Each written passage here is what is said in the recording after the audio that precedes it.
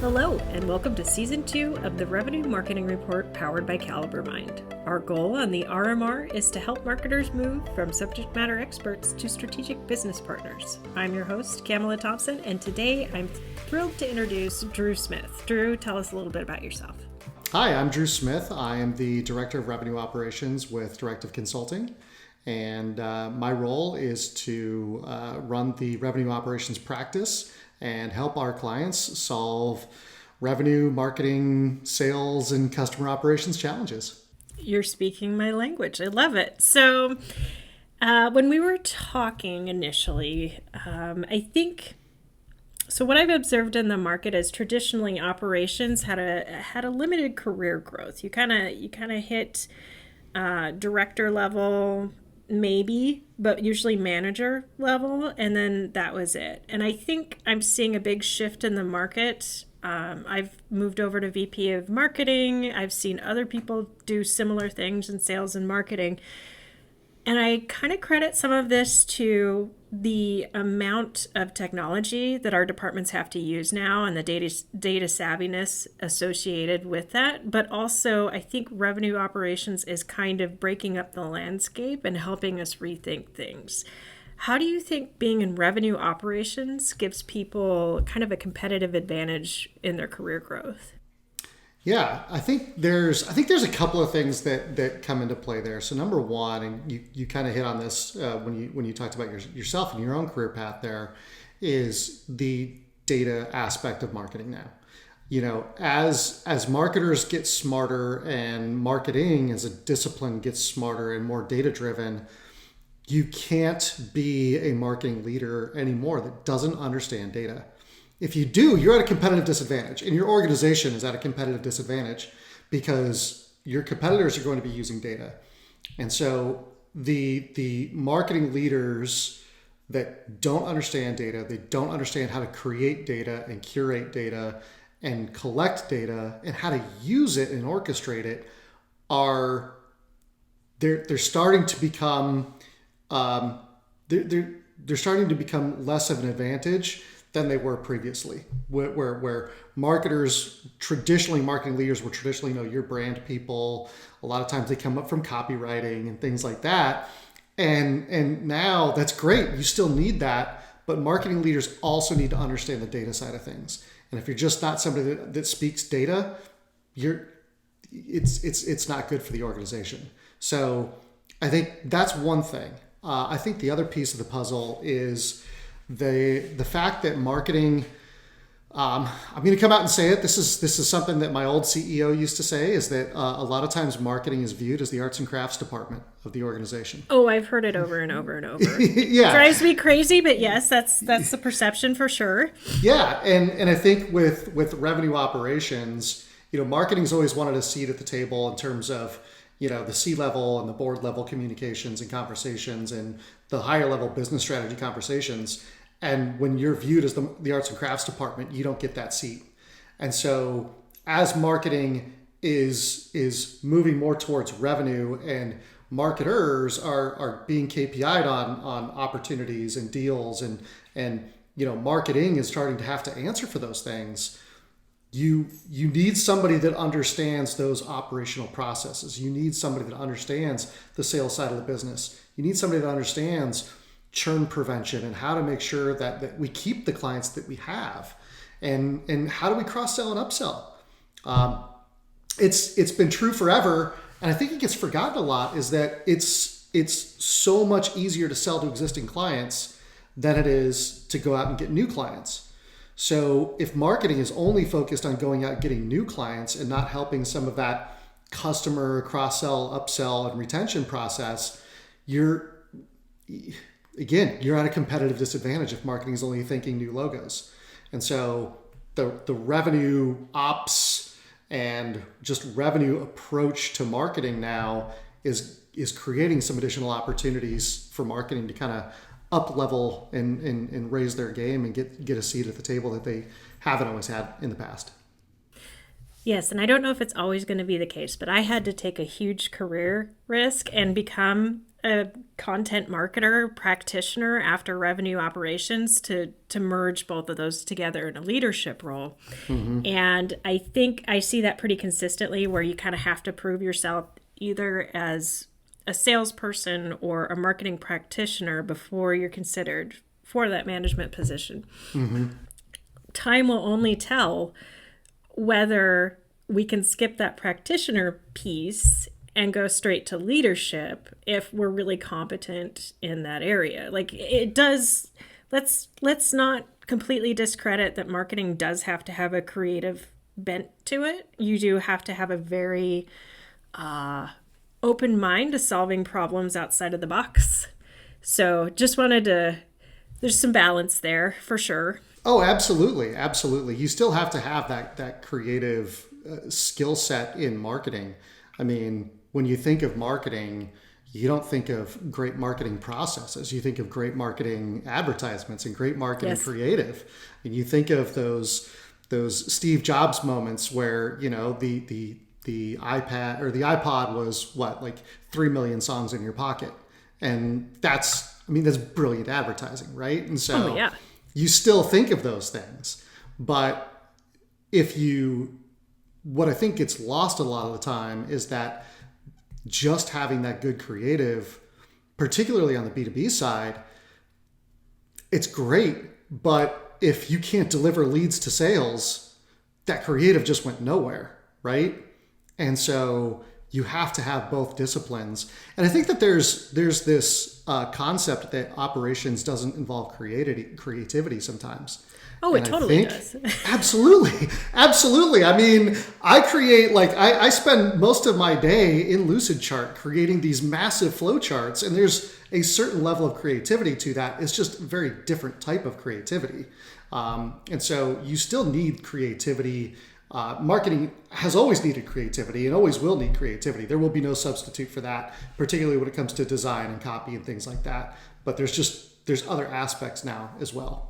So I totally agree with you in that we've seen it. Marketers are under more pressure than ever to prove that what they're doing is resulting in bookings. I agree with you that it's not acceptable anymore not to know your numbers. But for those people out there, and there are a lot of people out there that are uncomfortable with numbers, what are things we can do to bridge that gap? For me, it's being able to find an analyst that can tell a story and really translate what they're noticing in the numbers to what's happening both upstream and downstream. Have you seen other tactics work? Yeah, I mean, I think having a great analyst on staff, or even just a good analyst on staff, is a great way to help kind of demystify or kind of remove the intimidation of working with numbers. I've worked with several clients to try to simplify the framework that I use with clients a lot of times is don't try to do too much with like your reports and dashboards. Simplify. Start with a simple, narrow question that you're trying to ask of the data. Start with a question like, how many leads did we generate last month? I don't care how good or bad you are with numbers. That's a pretty easy starting point, right? Like everybody in marketing should be able to read a report that tells us how many leads we created last month. That's your starting point. Then you can add a little bit of complexity to it and say something like, okay, great. How many leads did we create last month from our different channels? Now, all you did was add one little variable, which is your channels. Again, this is really simple. People that are bad at numbers should still be able to work with that type of a report.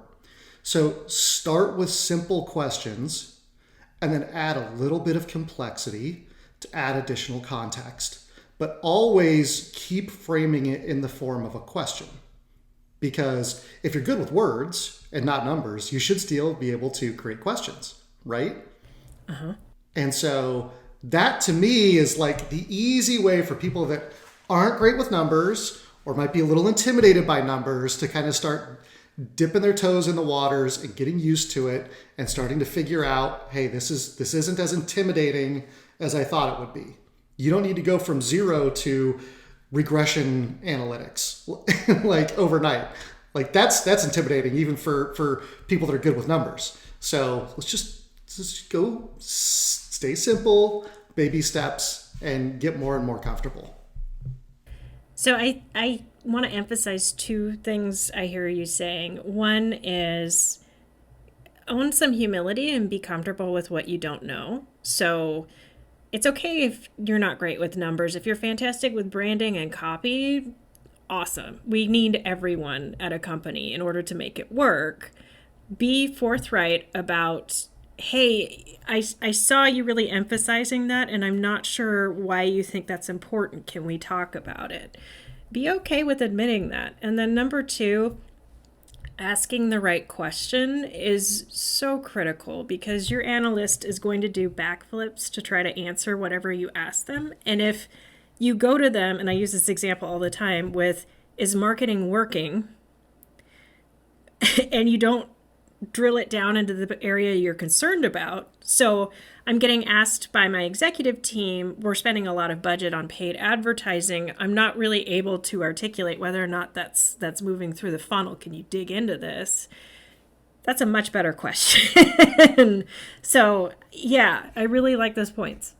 Yeah, I think that's part of the problem with like that a lot of marketers have, that particularly marketers that aren't super comfortable with numbers, is they tend to say very broad things like, is marketing working?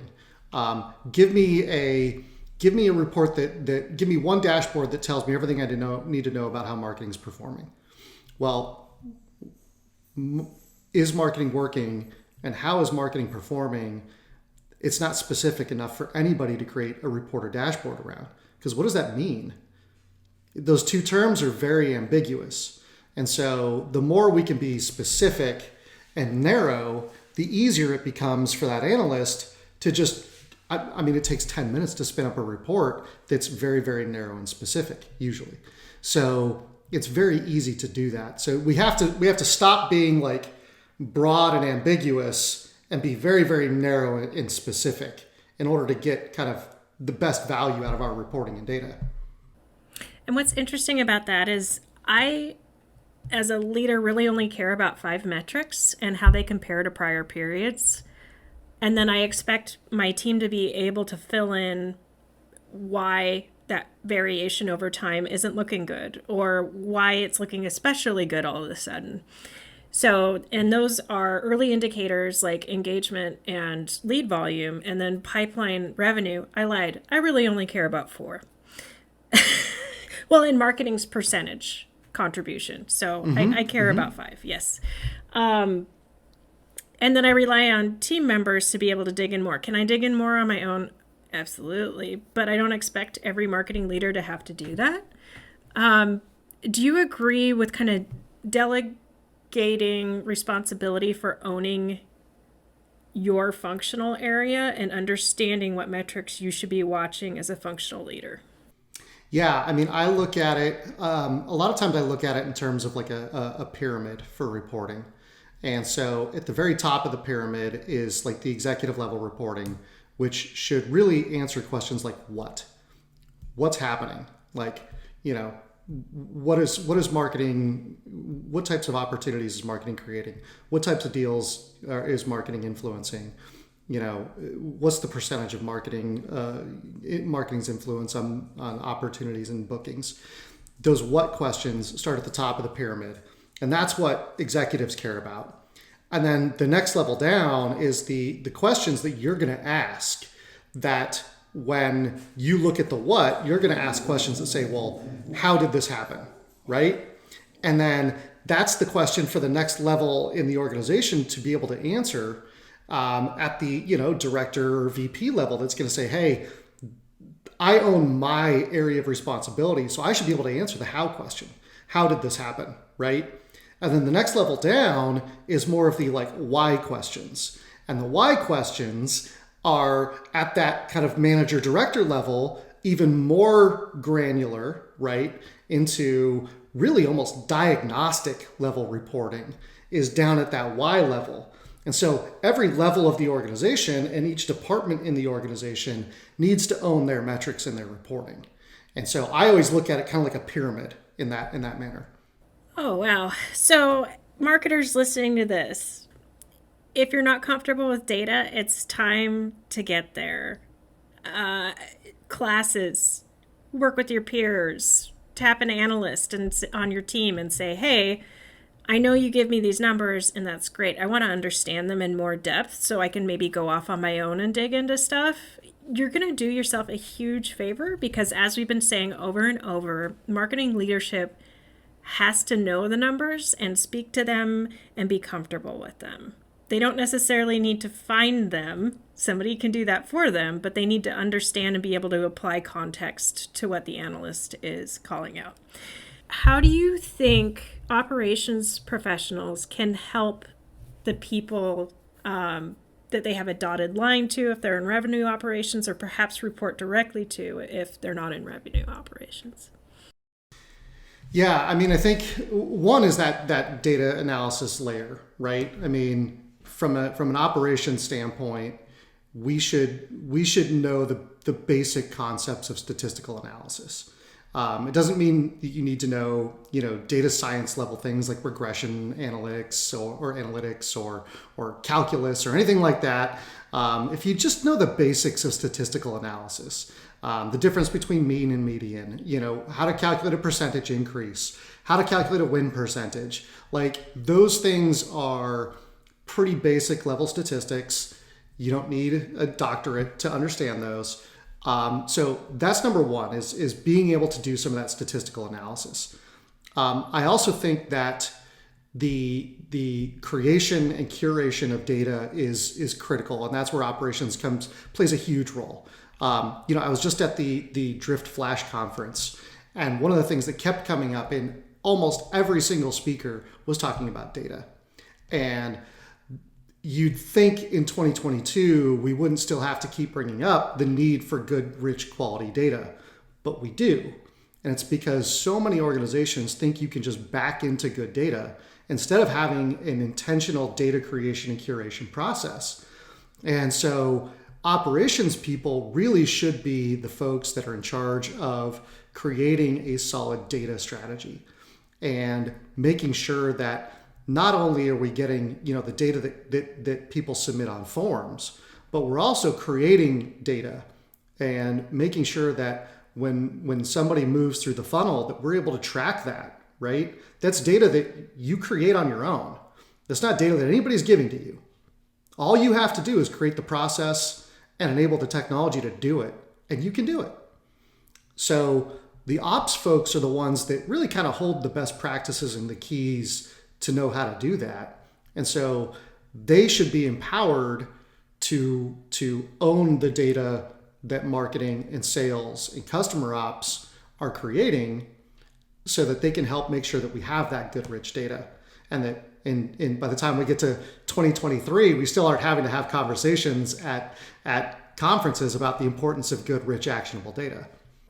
Yeah, I would say we've been talking about data-driven marketing for over a decade, and we're now just seeing people start to embrace it, if we're being really honest with ourselves. And it's so critical that people speed up that trend because data privacy laws aren't going to make things any easier. You need to track your opt-ins. You need to be able to purge data. You have to be on top of it. And then the privacy first initiatives that some browsers and OSs are taking on, it's going to make first-party data collection even more important. And if you don't have that all rigged up, you are burning money in your parking lot.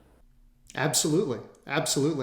And it's funny because there's whole industries that exist that still have not gotten on the data bandwagon. And you have these legacy industries that have been around for, over 100 years, and they still operate like it's 100 years ago. And they don't even barely use CRMs. And one of those organizations in that industry is going to be the first one to embrace data. And when they do, they're going to have a massive competitive advantage over their competitors. And they're going to just mop the floor with them. And it's only going to be because they embraced data and took a data-driven approach. And their competitors are going to sit there wondering, well, why are we getting our butts kicked every single day, every single week? We're 3 steps behind. We're late to every deal. How? Totally agree. And I think people who have waited, unfortunately, they're going to be rewarded a bit for it because data management is easier than it's ever been. I think back to when I first started as a Salesforce admin in 2007 and and merging records and all of that was just so painful, and now it's all automated if you wish it to be, and can develop the proper rule structures in order to do that. So there really isn't an excuse anymore to dive in. Like, you no longer have to argue for the interns, the flock of interns to come in and manually clean stuff up. Yeah. Although, I mean, they still serve a purpose. And we still do that sometimes. Yeah. Yeah. I mean, I remember, I mean, if we're going to talk about 2007, I remember in 2007, I was coordinating 120 trade shows a year. And we had no way of determining if those trade shows were creating or influencing a nickel, because the software didn't exist at the time. Like there was no software that could do, I mean, marketing automation was still in its infancy. Salesforce was fairly common, but like at best, Salesforce could do campaign influence reporting at the time, which is, I mean, flawed. Kind of. Yeah, I mean, we're still. Yeah. Yeah, I mean, people are still using campaign influence. And I mean, some people are still not even using campaign influence. But like, I would have done cartwheels, and I cannot do cartwheels, but I would have done cartwheels if I could have been able to tell that any of those trade shows that I was, managing created a single dime for the company. And now it's actually pretty easy to do.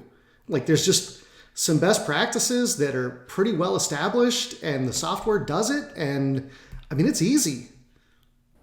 Yeah. Yeah. Load your lists as soon as possible, get multi-touch attribution, and things get a lot easier. And I think trade shows and webinars are probably the biggest use case for multi-touch attribution, because you're dealing with so many in-flight deals. Like I remember back in the day when I was in marketing operations, a field marketer calling and crying because she had lead gen benchmarks, and that's all she was judged against. And she had one of the biggest trade shows, and the salespeople spent all of their time making appointments with existing customers and people who were already in flight, and those are the meetings they had. Yeah. And it helped close a ton of revenue, but if you're just looking at lead gen metrics, it sure looked awful.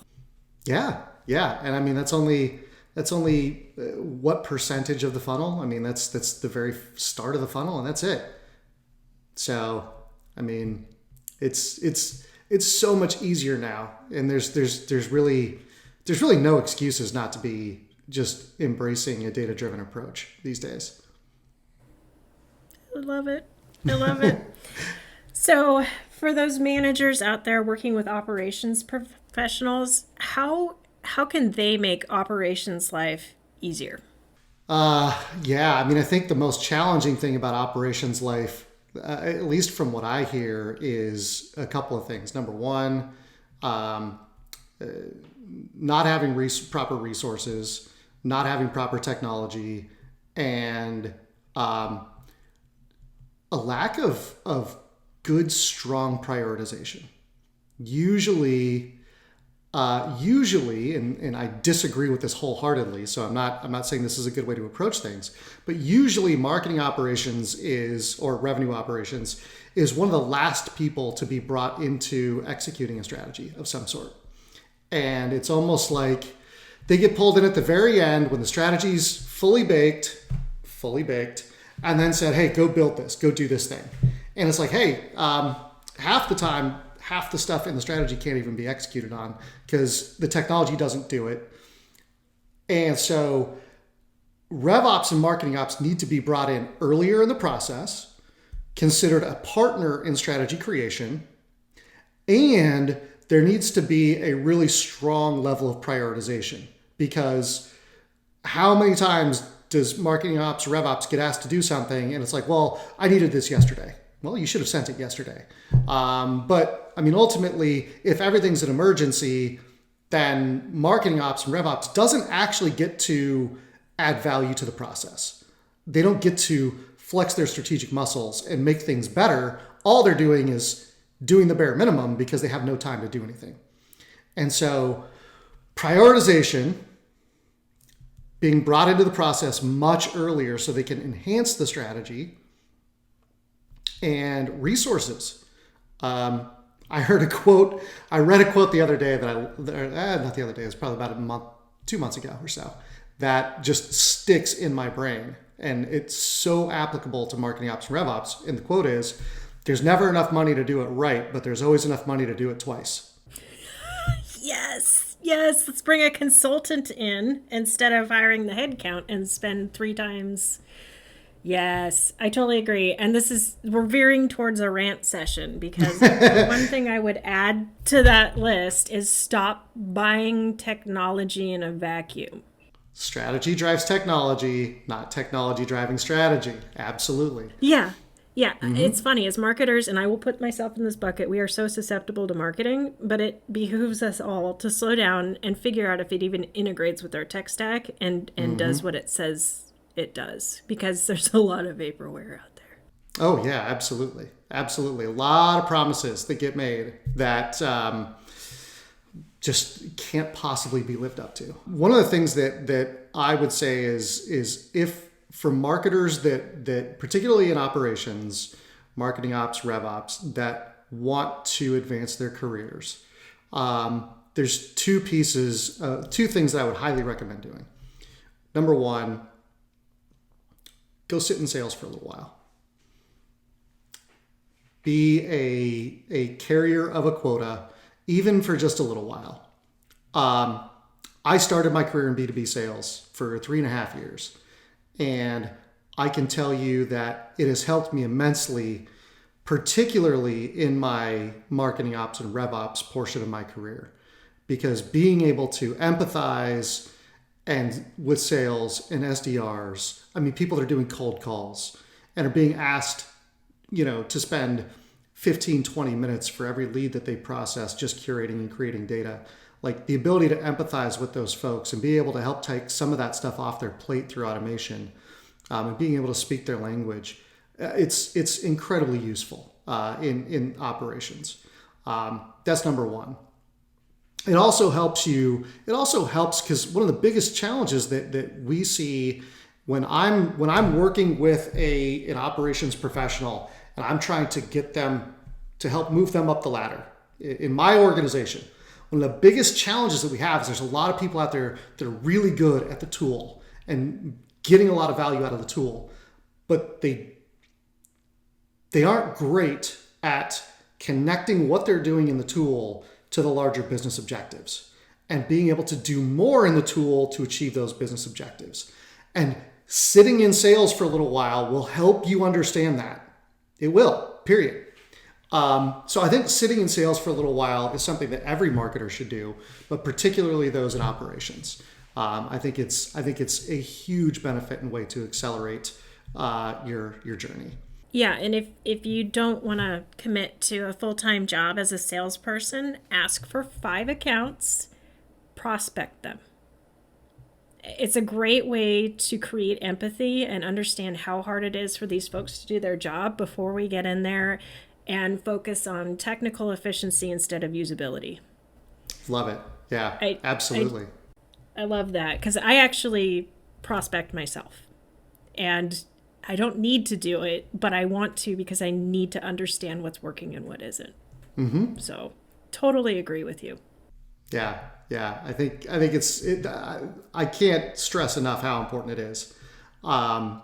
The other thing that I would recommend to a lot of ops professionals is, and this one seems a little bit weird, it's a little bit out there, but I promise you it'll help, is I know a lot of marketing ops and rev ops professionals kind of have that same mentality as like the traditional tech nerd, that They're a little introverted.